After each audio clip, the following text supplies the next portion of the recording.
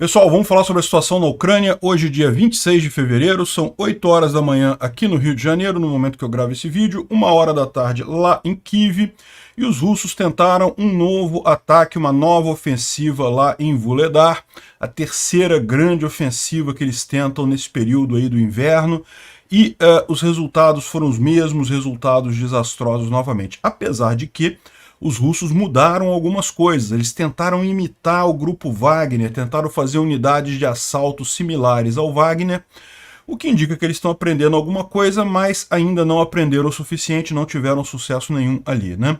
Em Avdiivka continua também, um pouco mais ao norte aqui, continua também os russos tentando tomar a cidade, sem nenhum sucesso, e a gente tem uma notícia de um batalhão lá de Irkutsk, na Rússia, que pediu socorro porque estão sendo usados como bucha de canhão ali na região e não querem mais morrer de nada, sabendo que não tem nenhuma chance de sucesso.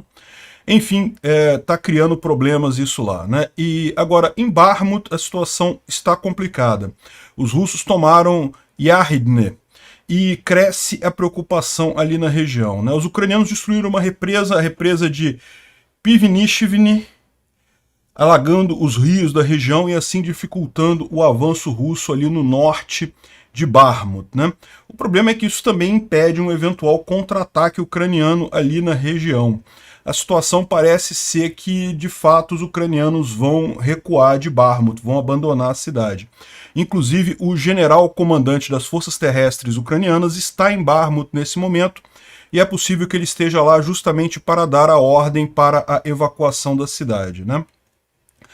Ou isso, ou então eles estão planejando algum contra-ataque agora. Se for para fazer alguma coisa, tem que fazer agora, senão é melhor sair mesmo. No sul de Bakhmut, os ucranianos conseguiram afastar ainda mais os russos da T-0504, então o que os russos avançam no norte, eles perdem no sul. Ainda assim, a situação em Bakhmut está ficando cada vez mais complicada, né? E em Kriminá, os ucranianos continuam avançando lá nas trincheiras, na floresta ao sul de Kriminá, tomaram trincheiras que eram usadas há pouco tempo pelos VDV, a elite paraquedista russa, né? E, bom, o genro do Shoigu, casado com a filha do Shoigu, que é o ministro da defesa, ministro do exército russo, ele tá morando em Dubai e ele fez vários posts anti-guerra e num deles ele chamou os russos de gado Z.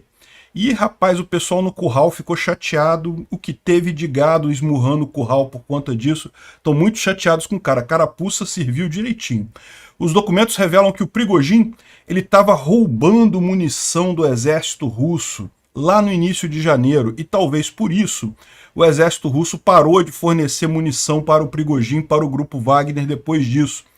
Ou seja, essa confusão aí envolve não apenas briga de egos entre o Prigozhin e o exército russo, mas também uma briga, digamos, mafiosa, né? Típica do exército russo, típica da sociedade russa, né?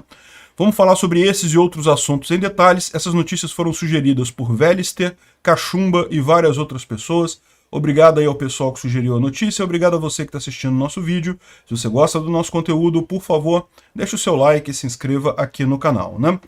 Pois bem, tá uma grande tempestade lá no sul da Ucrânia de ontem para hoje, então teve relativamente poucas mudanças aqui, poucas coisas acontecendo. Mas houve um jato Su-25 russo que caiu.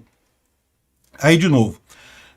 O aviso da Força Aérea Russa é que esse jato teve um problema no motor e o piloto pegou fogo o motor, o piloto ejetou e não teve problema nenhum. Não foi um ataque ucraniano ao jato.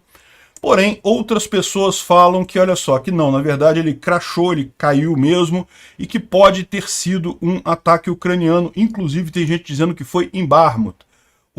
Esse jato Su-25 foi atingido em Bakhmut, acabou caindo na Rússia, mas foi atingido pelas forças ucranianas em Bakhmut. Qual é a verdade disso daí? Eu não sei.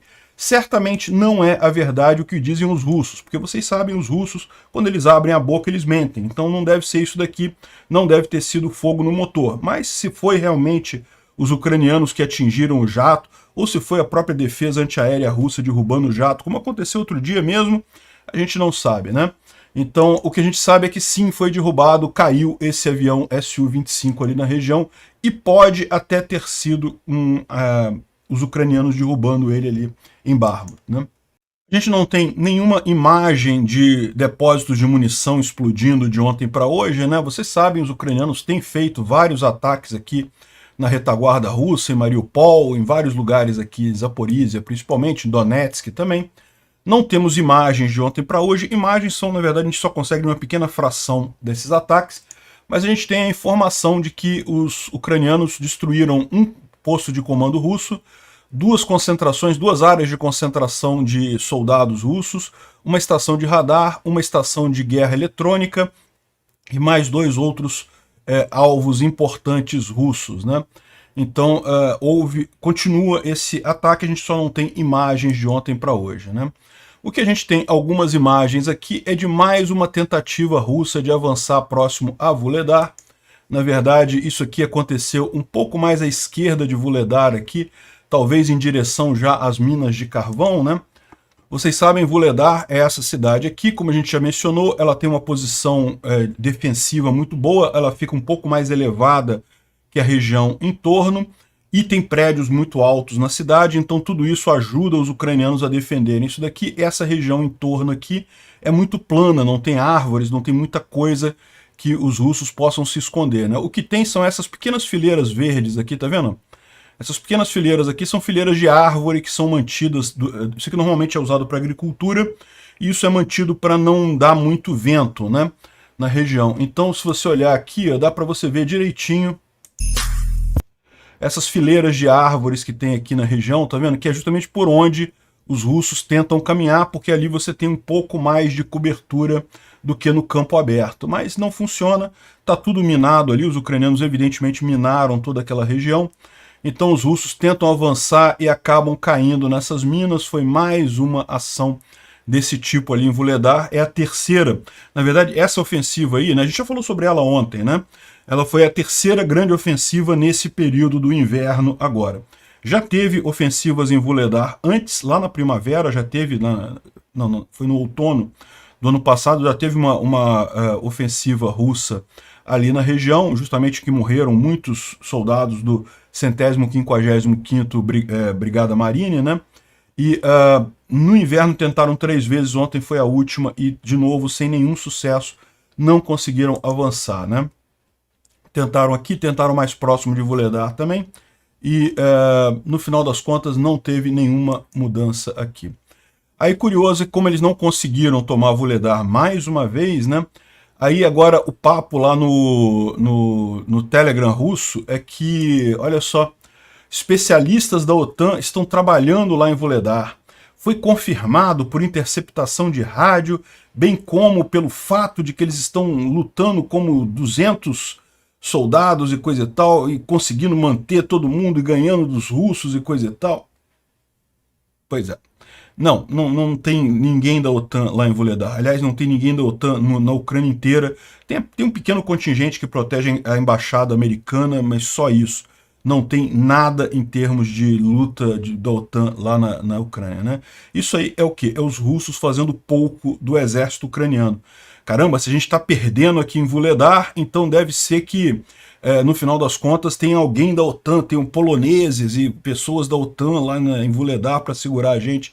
Não, eles estão perdendo para o exército ucraniano mesmo, né? Aqui, ó, outra coisa desse tipo, no mesmo sentido, aqui nós confirmamos que a informação dos nossos atiradores do grupo Iaroi recentemente tomaram estações de rádio de inimigos ali na região de Vuhledar, e as negociações eram conduzidas todas em inglês, né? E daqui, esse aqui é o original, né, em russo da coisa, né? Então é muito engraçado isso, né? É lógico, tradicional, como é russo falando, tá mentindo, isso é propaganda russa, não tem o que dizer, né?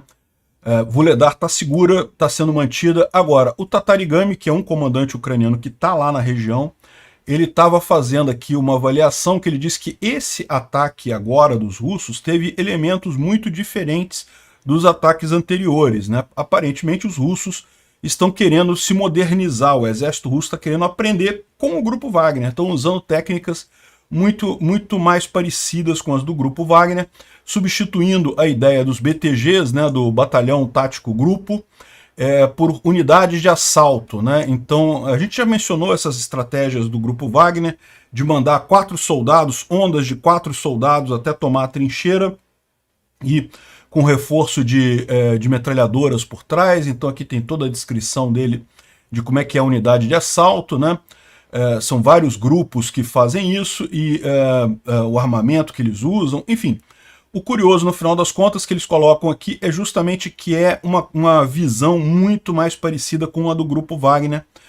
E faz sentido isso. Por quê? Porque o Grupo Wagner, por mais que esteja tomando muitas derrotas lá em Bakhmut, esteja perdendo muitos combatentes, esteja tendo muitos prejuízos por lá, o fato é que eles continuam avançando. A gente vai falar daqui a pouco. Tomaram Yardne, ou seja, avançaram mais um pouquinho lá no norte de Bakhmut. Então, assim, estão sofrendo muito, estão perdendo muitos homens? Estão, mas estão avançando. E é a única unidade russa que consegue avançar nesse momento, aliás, desde setembro do ano passado, é o Grupo Wagner ali em Bakhmut, né? Então, o exército russo, como era de se esperar, está tentando aprender o melhor aí, tentando usar as mesmas técnicas. Bem interessante aqui a forma como eles organizam aqui esse controle aqui, esse comando, né, para tomar as trincheiras ali em Vuhledar. Mas ainda não foi dessa vez. Eles começaram a mudar, mas não conseguiram ainda grandes avanços, né? Agora, é importante notar que essa ofensiva a Vuhledar, ela está em andamento, né? Assim, até aqui os russos não conseguiram avançar nada. A gente tem imagens aqui de vários tanques sendo destruídos e coisa e tal, mas isso não quer dizer que acabou a coisa, né? Eles ainda estão tentando esse avanço lá sobre Vuhledar. Não vai dar em nada, mas enfim. Bom, Avdiivka. Avdiivka é outra cidade que é um pesadelo para os russos. Ela fica aqui próximo de Donetsk. Essa cidade aqui, ela tem uma situação muito similar à de Vuhledar, ou seja, de novo, é uma cidade que tem muitos prédios altos. Tá vendo essa região toda aqui, ó? Olha quantos prédios altos que tem aqui. E isso aqui fica num lugar mais elevado do que o resto, e você tem muito lugar plano em torno dela, e além disso, muita água, tá vendo? Muitos rios por aqui. Então, Avdiivka é uma cidade muito difícil de ser tomada, e os russos vêm tentando fazer isso várias vezes, e a gente já mostrou aqui alguns relatos de falhas russas em tentar tomar Avdiivka.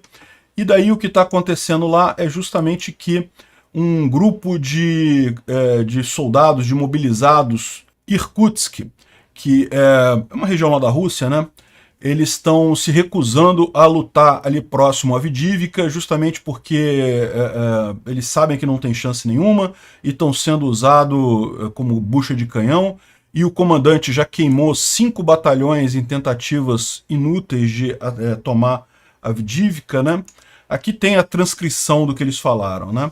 Então, olha só, ele diz aqui, ó, nós fomos transferidos do controle da 1ª Brigada Eslávica da DPR, né? DPR, entre aspas, é a tal da, entre aspas, República Separatista de Donetsk, e nós, soldados da Defesa Territorial, fomos formados em unidades de assaltos em um dia.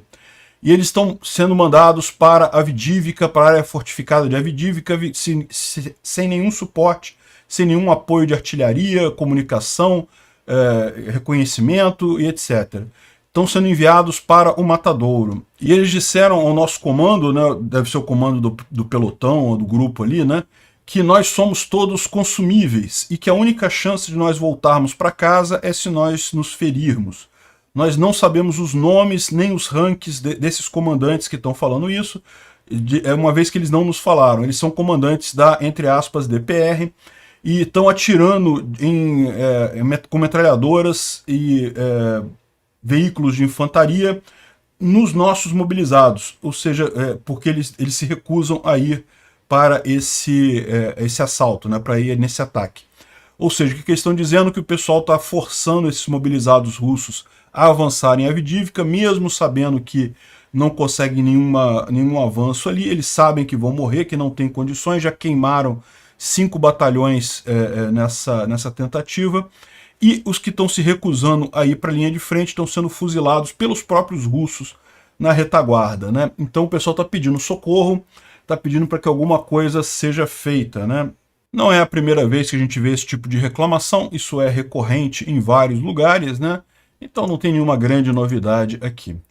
Bom, a novidade que nós temos de ontem para hoje não é uma novidade boa. Os russos tomaram Yardne, né? Aquela cidadezinha que a gente mencionou aqui em Bakhmut, que estava em disputa por aqui, né? Aqui no norte de Bakhmut, os russos tinham tomado a parte norte de Berivka e agora tomaram Yardne.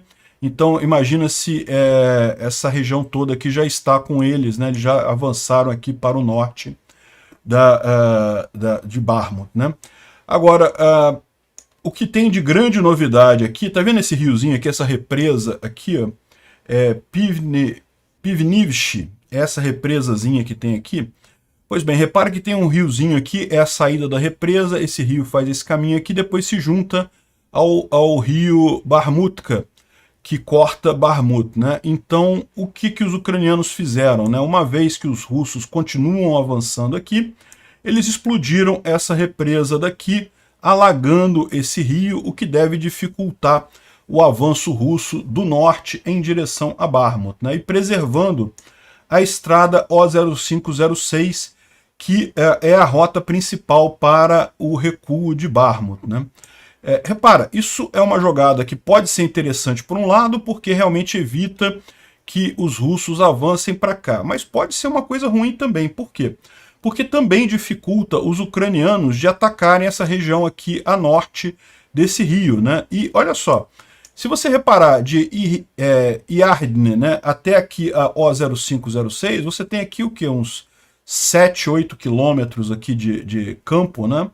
E esse campo todo aqui está do lado de lá do rio, ou seja, para os ucranianos darem combate aos russos aqui, vai ser complicado, vai ser difícil. Então, os russos começam a ter agora aqui uma possibilidade de avançar em direção a O0506, e aí vai ser o grande problema que a gente tem colocado aqui, né, que é o grande risco dessa história toda em Bakhmut.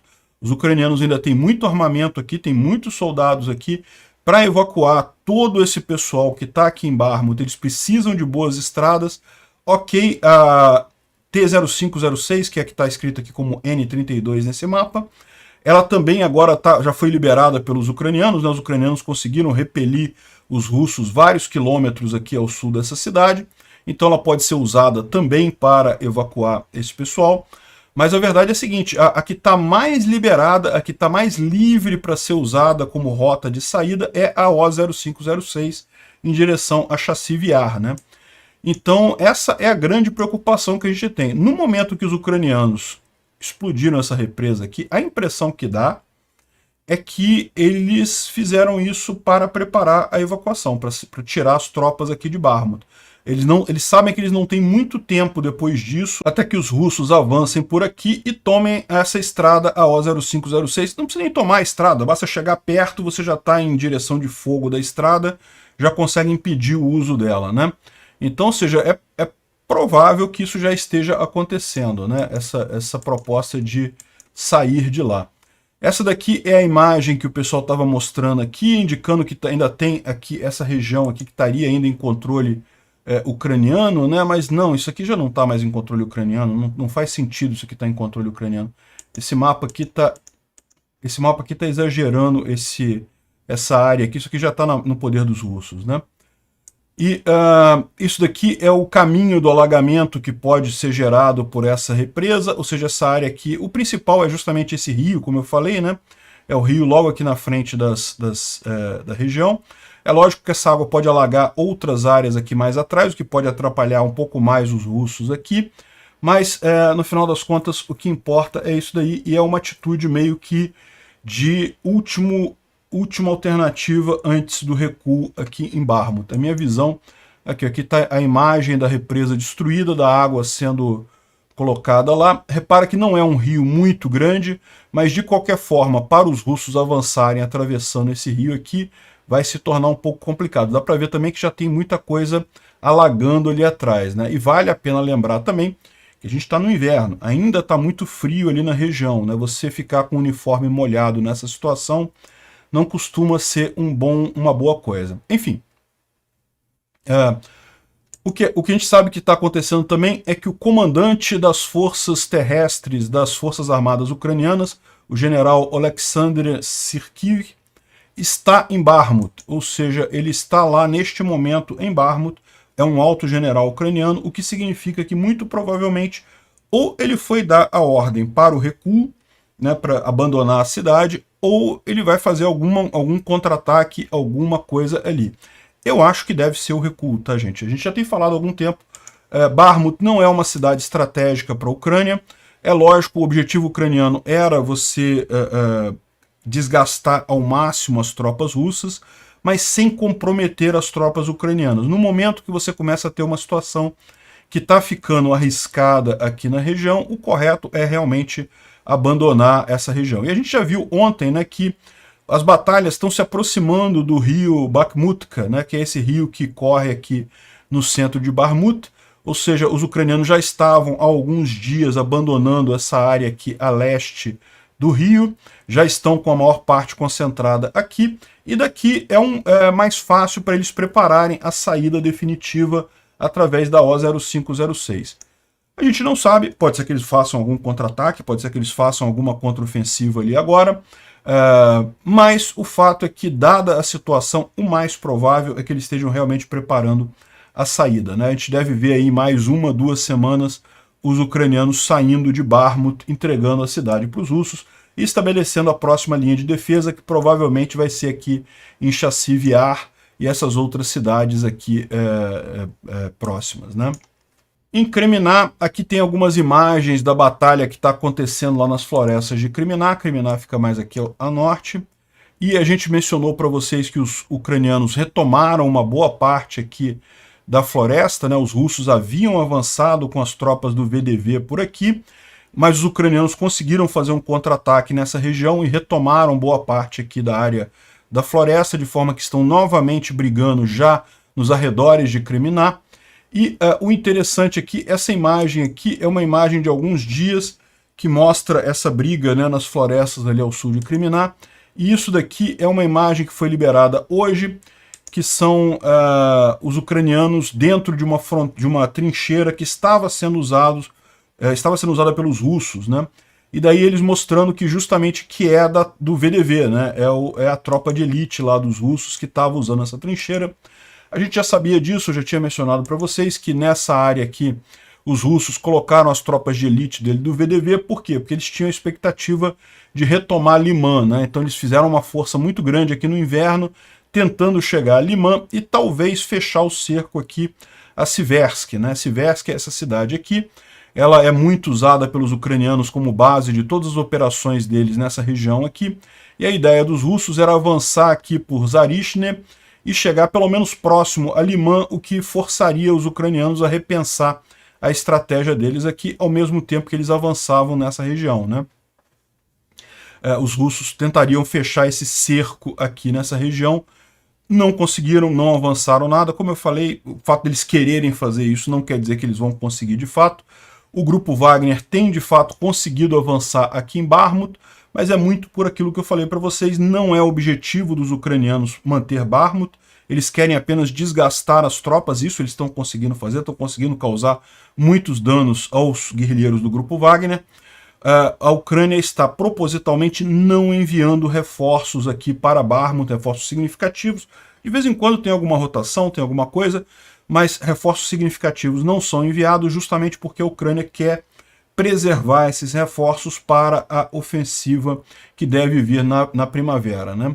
E daí entra aquela coisa que eu já mencionei para vocês, que essa batalha por Bakhmut, que está há muitos meses os russos para tomarem Bakhmut, coisa e tal, lembra muito a batalha por Dovenk, essa cidadezinha aqui, ó.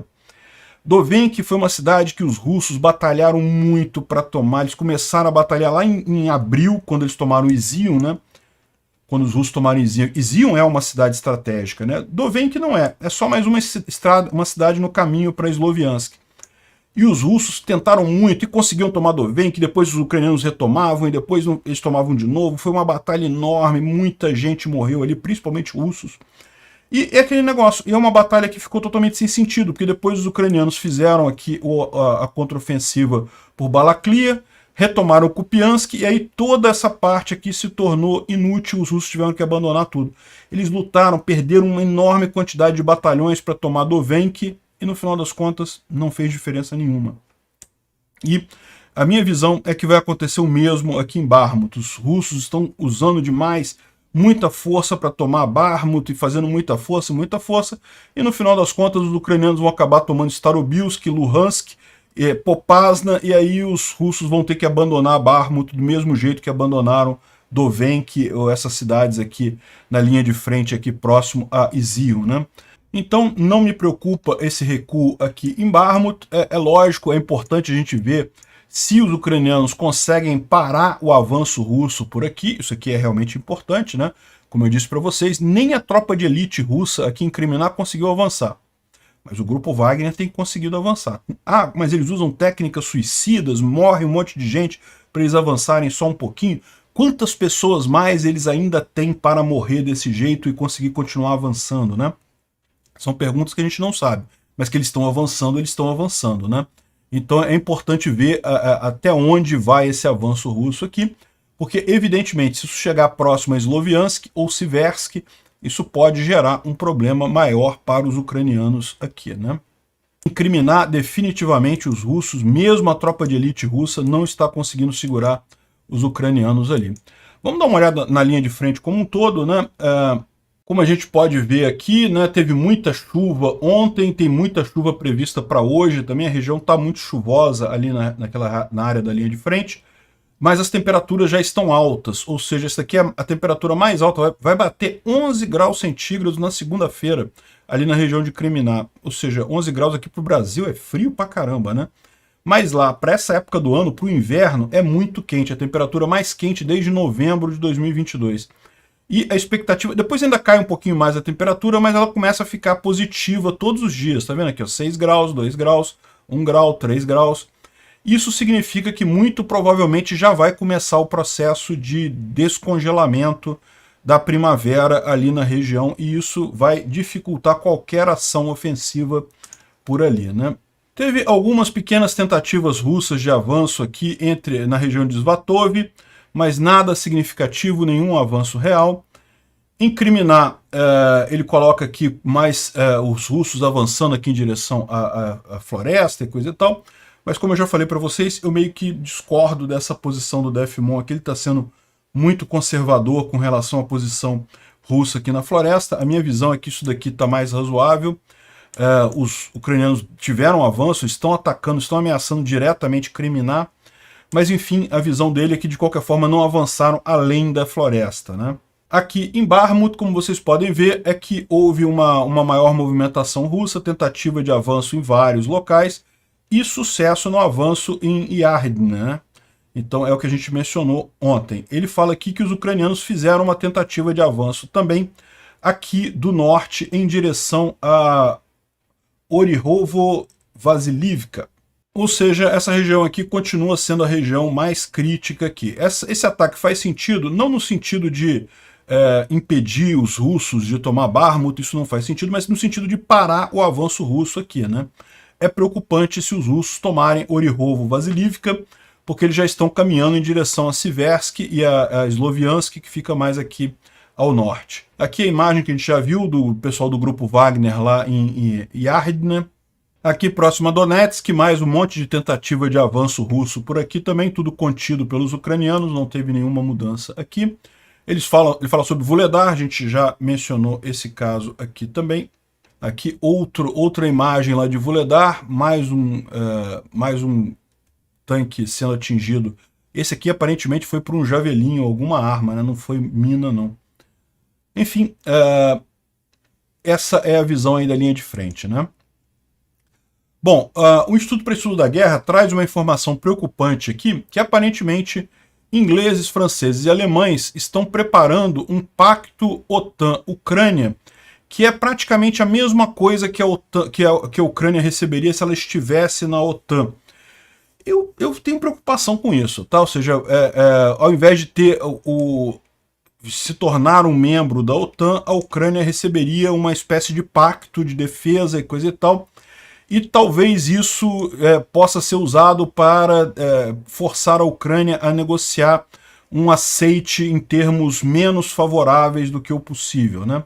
Isso é uma reportagem que saiu no Wall Street Journal, que estaria havendo esse tipo de coisa. Eu não acredito que isso seja uma possibilidade real, não acredito que a Ucrânia aceite esse tipo de coisa. No entanto, vamos prestar atenção nisso daí, né? Qual que seria esse tipo de coisa?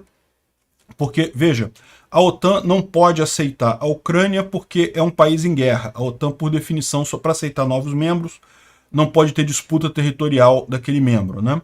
E mesmo que faça um pacto desse tipo, não vai ser um pacto tão forte quanto a fazer parte da OTAN. Então, eu sinceramente não acho que seja uma boa ideia isso. Em paralelo, a gente tem já muita gente dentro da própria OTAN, como por exemplo o presidente da Tchequia, né, o Petro Pavel, falando que ele acha que a OTAN deveria permitir o acesso da Ucrânia imediatamente depois da guerra, né? Até de um ponto de vista técnico, a Ucrânia já fez todo o seu dever de casa. O único problema que falta é a guerra que está acontecendo. É aquilo que eu falei para vocês, né? A Ucrânia conseguiu fazer uma mudança de padrão soviético para padrão ocidental para o padrão da OTAN no meio de uma guerra. Já tem soldados treinados em equipamento da OTAN, já tem munição da OTAN, já tem centros de manutenção da OTAN, tudo com gente capacitada da própria Ucrânia, né? Não tem gente da OTAN lá não, mas tem gente da Ucrânia capacitada a fazer tudo isso. Ou seja, já é um membro da OTAN de fato, já tem toda a capacitação para fazer isso. É o que mais leva tempo nos outros países que saíram também, a Polônia, os países bálticos, que saíram do modelo soviético e se adequaram ao modelo da OTAN. O que mais levou tempo foi justamente essa migração das forças, né? Das forças armadas. E a Ucrânia já tem isso. Já está fazendo isso durante a guerra. Então seria ótimo, que seria inclusive o país com mais capacidade de guerra em toda a OTAN no final das contas. Enfim, para você ver que tem aí discursos diferentes, né? Mas é bom lembrar que isso daqui, quem está falando que a Ucrânia deve entrar para a OTAN é o presidente da Tchequia. Quem está falando que acha que tem um acordo para fazer um tratado e não sei o que lá é um jornalista. A gente não sabe exatamente de onde é que tem esse tipo de coisa, né? Enfim, o Lukashenko está indo se encontrar com o Xi Jinping lá na China, né? Isso daqui você pode ver de várias formas. Você pode ver como uma aproximação russa. O Lukashenko é um aliado muito forte da Rússia, mas também você pode ver isso como o Lukashenko querendo sair da esfera de influência do Putin e tentando gravitar para a esfera de influência da China. Tem essa visão também, né? O que vai sair disso daí a gente não sabe. É verdade, a gente já tem falado há alguns dias, a China está considerando enviar alguma arma para a Rússia. E, por enquanto, é só conversa. Eu acredito que esse tipo de conversa é muito mais a China querendo negociar alguma coisa com os Estados Unidos do que realmente a China tendo intenção de ajudar a Rússia nessa guerra. Ela está usando essa situação exatamente para colocar o Biden na parede, né? O Biden ultimamente tem tomado algumas decisões na guerra dos chips que fragilizaram muito a economia chinesa. Então é possível que a China esteja usando isso como uma moeda de troca. Olha só, Biden, beleza, mas eu não mando arma para a Rússia, mas então você dá um jeito aí de aliviar as sanções contra chip na China e coisa e tal. A minha visão é isso que está acontecendo, porque não é interesse da China prolongar esse conflito, ou mesmo que a Rússia ganhe esse conflito. Não é interesse da China isso. A China, ao contrário, o ideal para ela é que a Rússia perca esse conflito ali, porque é menos um adversário para ela ali na região da Ásia, né? A Rússia já está totalmente subserviente do ponto de vista econômico à China. O ideal é que militarmente deixe de representar uma ameaça no final. O Biden rejeitou o plano da China de 12 pontos. Aquele plano era uma piada, de qualquer forma. Mas o que eles estão querendo dizer é justamente isso, né? Ou seja, aparentemente o que a China quer é essa negociação. Vamos lá, Biden, vamos conversar um negócio aqui entre a gente, né? Pois bem, uma coisa que está dando uma grande discussão lá na Rússia é a questão do genro do Shoigu. O Shoigu, vocês sabem, é o ministro da Defesa russo, é um aliado de Putin muito forte, e comanda todo o Ministério da Defesa russo, e a filha dele é casada com um rapaz chamado Alexei Stolyarov. E esse cara, ele não gosta da guerra, é contra a guerra. Então o que ele fez, né? Qual foi o problema dele?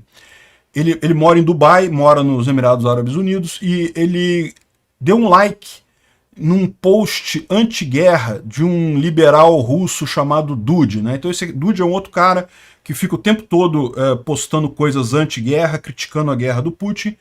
O que o genro do Shoigu fez, ele só deu um like lá, né? O pessoal ficou chateado com isso. E o Prigozhin ameaçou, eu não posso usar esse nome aqui no YouTube, porque o YouTube desmonetiza meu vídeo, ele ameaçou fazer coisas muito ruins do ponto de vista sexual com esse genro do Shoigu, né? E olha só o que ele disse aqui, né? O Prigozhin declarou uma caçada à cabeça do genro do Shoigu.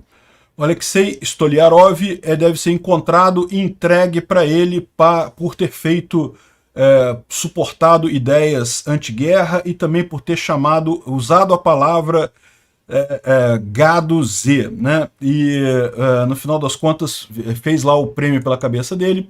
Esse daqui o cara é esse Alexei Stoliarov, que é o genro do Shoigu. Eu imagino que essa aqui é a filha do Shoigu, né? A mulher dele, e eles estão numa praia lá em Dubai, e ele falando, né, que mandou um vídeo dos Emirados Árabes Unidos para todo o gado Z aí de volta em casa e coisa e tal. E isso aqui deixou o Prigozhin também muito chateado com essa história, coisa e tal. Dele tá lá, o genro do ministro da defesa russo, né, do Shoigu. Enfim, tá criando um caos lá na Rússia, esse tipo de coisa. O pessoal vestiu a carapuça mesmo, né, de gado Z e coisa e tal. Vai fazer o quê, né? É mesmo, né? No final das contas, estão obedecendo lá o berrante do Putin, né? Impressionante. Igual os petistas, que o gado petista aqui no Brasil, que obedece o berrante do Lula. Esse pessoal lá na Rússia, tudo obedece o berrante lá do Putin, né? Impressionante. Gado é gado, meu amigo, em qualquer lugar do mundo. Impressionante. Bom, o Putin ontem estava falando numa entrevista e falou sobre o colapso da Rússia, né? Se o Ocidente conseguir destruir a Federação Russa e estabelecer controle sobre suas ruínas, podem não ser suficiente para sobreviver os moscovitas e os uralianos e coisa e tal. O cara já está falando na derrota completa da coisa, né? Enfim. Esse aqui foi um outro escândalo que surgiu lá na Rússia, que tem a ver com o desvio de munição, né? Surgiram aqui várias imagens de documentos provando que o Prigozhin roubava munição do exército russo. Então, como é que é isso daqui? Isso daqui são ordens de munição de obuses e cartuchos de diversos tipos, né? Munição para frente de batalha, que eram destinadas a determinadas unidades russas, né? Tem aqui a descrição de quantas eram, 1.200 de cada e coisa e tal. Enfim, e isso ia para diversas unidades russas ali, e o Prigozhin, aparentemente, ele armou um esquema com algumas pessoas lá dentro do exército russo para desviar essa munição para o grupo Wagner. Então o exército russo ficava mandando munição para as unidades dele lá que estão lutando na linha de frente, e o Prigozhin pegava essa munição toda para o grupo Wagner, e isso dava uma vantagem para o Prigozhin significativa, né? E isso nesse contexto da briga entre o Ministério da Defesa russo e o Prigozhin é muito significativo, porque é justamente uma briga de egos, né? O Prigozhin está dizendo, não, que nós que tomamos Soledar e coisa e tal, sozinhos, sem a ajuda do exército russo de forma alguma, e o exército russo falando que não, que eles que tomaram Soledar e que o Prigozhin estava lá mais ou menos ajudando, mas quem tomou foi o exército russo. Enfim, essa briga já havia há algum tempo, e agora a gente descobre, isso aqui aconteceu no início de janeiro, que o Prigozhin estava roubando o exército russo, né? Subornou alguém, exército russo corrupto pra caramba, subornou alguém lá e estava desviando a munição do exército russo para o grupo Wagner, e com isso tendo uma vantagem e conseguindo avançar mais ali na região, né? Isso, lógico, causou mais um problema grande lá, e é por isso que provavelmente o grupo Wagner ficou sem munição há poucas semanas atrás. Vocês lembram que o grupo Wagner tem reclamado, o Prigozhin falou agora que normalizou, mas algumas semanas atrás ele estava reclamando que estavam morrendo muitos guerrilheiros do Wagner porque eles estavam sem munição, que o exército russo não manda mais munição para eles, e o exército russo, por seu lado, estava falando que não, que olha só, a gente está mandando agora para eles o mesmo que a gente manda para todas as outras unidades na linha de frente, né? Ou seja, aparentemente, eu não sei o que aconteceu, mas isso foi uma retaliação por conta desse roubo de munição. Agora, não dá para saber. O Grupo Wagner dizer que está sem munição, quer dizer que ele estava recebendo o mesmo que ele deveria receber o tempo todo, só não estava conseguindo roubar. Ou ele está sem munição foi porque mandaram menos munição para ele mesmo, compensando o que ele tinha roubado antes, né? Não dá para a gente saber. O fato é que é mais confusão nessa história toda, mostra o como que é problemática essa dinâmica ali do exército russo e do Prigozhin, né? Morreu mais um grande oligarca russo lá em Moscou. Vyacheslav Hovnienko é um diretor de uma de uma empresa de combustíveis, né? E ele é o 8º grande dono de empresa de petróleo, né, de combustível, a morrer em situações estranhas desde o início de 2022, né? O corpo dele foi encontrado na casa dele, numa vila rica lá Aqui no Brasil, o espião russo, vocês lembram desse caso do espião russo que foi descoberto, que estava se passando por um brasileiro para tentar entrar no Tribunal de Haia como estagiário, né? Enfim, esse cara foi preso aqui no Brasil, ele está na Penitenciária Federal de Brasília, um presídio de segurança máxima, ou seja, é bom sinal que o pessoal está tratando ele com o cuidado devido, tem que tomar cuidado com esse pessoal mesmo. Eu suspeito, já falei para vocês que aqui no Brasil tenha muita infiltração russa no governo. Eu não vejo outro motivo pelo qual a gente vê tanto apoio institucional brasileiro para a Rússia. Não faz sentido isso, a menos que o governo brasileiro esteja infestado de agentes russos. É muito grande essa possibilidade. Você vê, até o Equador e a Bolívia expulsaram agentes russos que estavam infiltrados no governo deles, descobriram e expulsaram. Aqui no Brasil, você não ouve falar, o governo não busca, não corre atrás de identificar, deve estar tão cheio, mas tão cheio, que eles nem agem contra isso, né? E o Paulo Henrique Araújo está colocando aqui um ponto importante que eu acho que devia servir de alerta para todos vocês conservadores de direita e libertários que estão aí achando que estão torcendo pela Rússia e coisa e tal. Olha só, a esquerda está revoltada porque o Brasil votou a favor da resolução da retirada total das tropas russas da Ucrânia. Lembra, o Brasil votou a favor, aí depois votou a favor de um monte de emendas que eram a favor da Rússia, uma besteira completa isso. Acabou ficando em cima do muro e só ficou criticado pelos dois lados. É isso que dá ficar em cima do muro nessa guerra, não tem outra alternativa. Então repara como é que o Maduro ele está totalmente chateado com isso, porque ele quer fazer um mundo multipolar do Putin e coisa e tal. Tá vendo?